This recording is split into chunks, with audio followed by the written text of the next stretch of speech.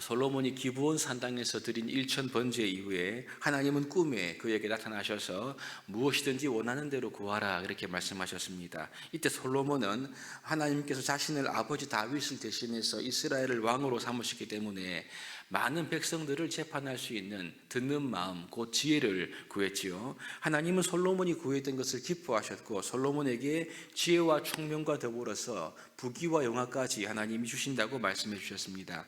오늘 본문은 하나님께서 솔로몬에게 지혜와 총명을 주신 것이 이 두 창녀 사이에 해결하기 힘든 문제를 판결하는 것으로서 솔로몬의 지혜가 바로 하나님으로부터 왔다, 이것을 우리에게 보여주고 있는 그러한 말씀입니다. 사실 이 이야기는 매우 유명하기도 하고 문학적으로도 뛰어나서 일반 사람들도 많이 알고 있는 그러한 이야기이죠. 본문을 보시면 하루는 이 창녀 두 사람이 왕 앞에 왔습니다. 둘 중 한 여인이 나서서 왕에게 말을 하지요. 당시 한 집에서 이 두 창녀가 함께 살았는데요, 이 둘은 사흘을 차이 두고 아기를 낳았습니다. 그 집에 다른 사람들이 아무도 없는 가운데 이 두 여인은 각각 자기 아기를 품에 안고 잠을 자게 되었었지요. 그런데 한 여인이 아기 위에 이렇게 눕게 되어서 그 아기가 질식사하여 죽게 됩니다. 하지만 그녀는 죽은 아기를 옆에 있는 여인이 자는 아기와 어떻게 해요? 바꿔치기를 하게 되었던 거죠. 다른 여인이 잠에서 이제 깨어보니까 품에 아기가 죽어 있는 것이었습니다. 자세히 보니까 자기의 아기가 아니었던 거죠. 그래서 이제 이 일을 솔로몬 왕께 아뢰었을 때 그 다른 여인은 그렇지 않다라고 항변하게 됩니다. 살아있는 아기가 분명 자신의 아기고 죽은 아기가 저 여인의 아들이라고 이렇게 말을 하면서 우겼던 거죠. 그리고 먼저 말했던 이 여인도 살아있는 아기가 나의 아기고 또 죽은 아기가 다른 여인의 아기다라고 하면서 맞서게 되었습니다. 그들은 각각이 살아있는 아기가 내 아들이다 이렇게 말하면서 솔로몬 왕 앞에서 이렇게 다투었습니다. 사실 솔로몬 왕으로서는 이것을 해결하기가 까다로운 그런 문제였지요. 당시 이스라엘의 재판에서는 이 증인의 증거로 판결을 하게 되었는데 지금 이 문제 같은 경우는 아무 증인도 없었던 것입니다. 두세 사람의 증인이 없는 거죠. 따라서 솔로몬이 스스로 혼자서 판결을 해야 하는 그러한 상황이었습니다. 이때 솔로몬이 기발한 지혜를 발휘하게 되지요. 그는 신하들에게 칼을 가져오라 이렇게 이야기를 했고, 이 칼로 이 살아있는 아이를 반으로 나누어서 반쪽은 이 여자에게, 반쪽은 저 여자에게 주라 그렇게 명령했습니다. 솔로몬의 명령에 이제 곧 아기가 갈라지게 된 상황이 되니까 아기의 진짜 엄마는 어떻습니까? 어떻게 반응합니까?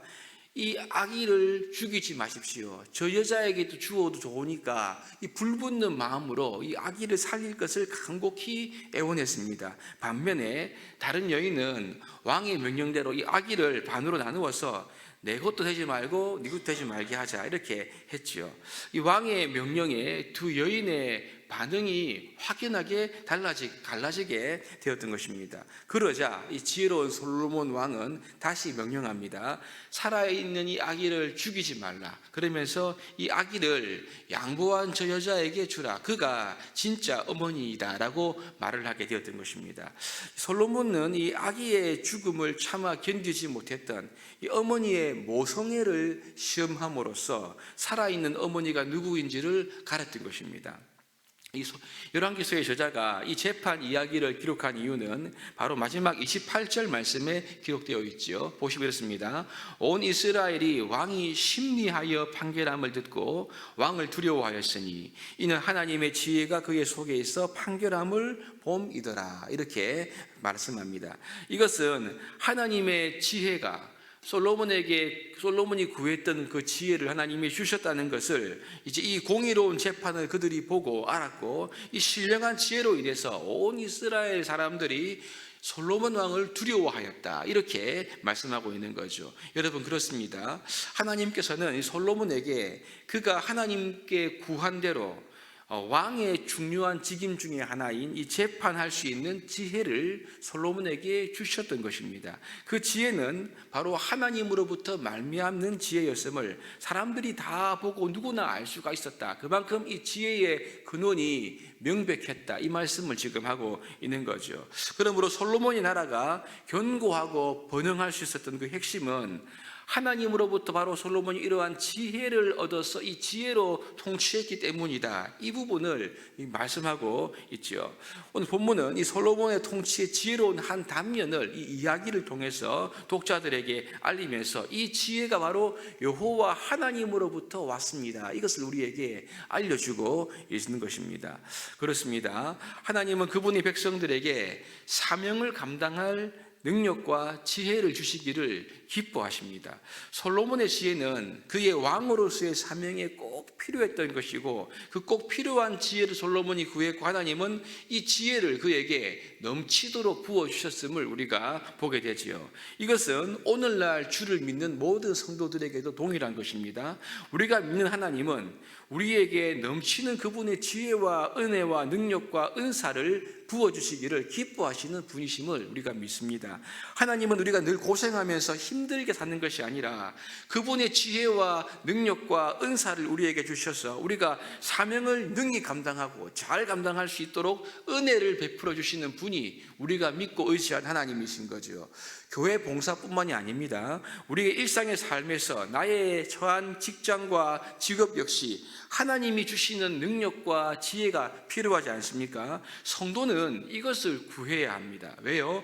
솔로몬의 왕에게 그의 직임이 그의 사명이었지 않습니까? 마찬가지로 우리의 직업과 직장 그리고 우리가 하는 모든 봉사의 자리는 우리의 사명이기 때문에 공통점인 것인 것이요. 이 새벽에 우리가 일상을 탁월하게 감당하고 주께서 우리에게 주신 이 봉사의 사역을 충성되게 감당하려면 나의 힘으로는 부족한 거죠.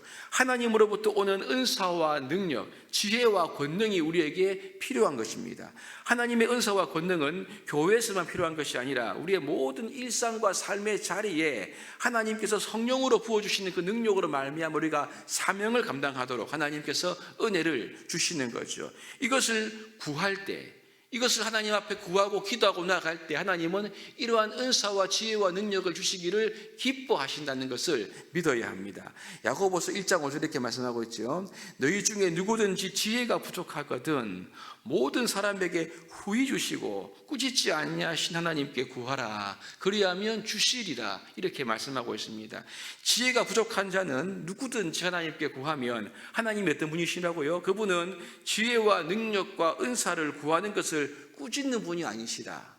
오히려 모든 사람에게 지혜와 은사와 능력을 후히 주시는 분이시라고 우리에게 말씀하고 계십니다. 사랑하는 여러분, 이 새벽에 지혜를 받았던 솔로몬이 자신의 이 왕의 직임을 하나님의 지혜로 탁월하고 아름답고 능력으로 감당했던 것 같이 오늘 우리 역시 하나님이 우리에게 성령으로 말미암아 부어주시는 지혜와 능력과 여러 가지 은사로 말미암아 하나님이 우리에게 주신 일상의 삶, 직업, 우리의 소명, 여러 가지 봉사의 자리에서 하나님이 주신 모든 은사와 능력으로 잘 감당할 수 있는 우리 모두가 될 수 있기를 바랍니다. 이를 위하여 하나님이 주시는 지혜와 능력과 은혜를 구할 수 있기를 바랍니다. 그리하여 믿는 우리의 섬김과 우리의 삶을 통하여서 우리가 드러나는 것이 아니라 우리에게 지혜와 권능과 은사를 주시는 하나님 아버지가 드러나고 성령의 역사가 드러남으로 말미암아 사람들이 우리를 보고 모든 세상 우리를 보고 하나님을 경외하고 하나님을 높이고 하나님께 영광을 돌리는 복된 성도의 삶이 되기를 이 새벽에 함께 기도하고 하나님께 지혜와 은총과 능력을 구하는 삶으로 같이 나아갈 수 있는 우리 모두가 될 수 있기를 주님의 이름으로 축복합니다.